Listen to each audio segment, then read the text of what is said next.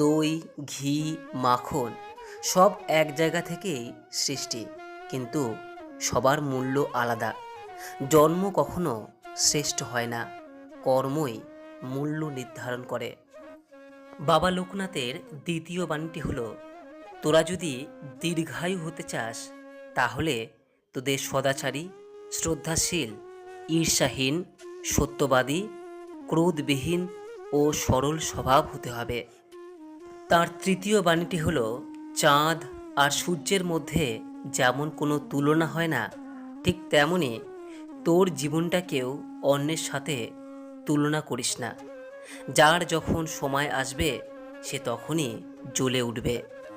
তার চতুর্থ বাণীটি হলো, সমস্যার সাগরে ডুবে আছিস বলে আতঙ্কিত হোস না। সৃষ্টিকর্তার ওপর আস্থা রাখ, হয় তিনি তোকে টেনে তুলবেন, নয় তোকে সাঁতার শেখাবেন। তার পঞ্চম বাণীটি হলো, যে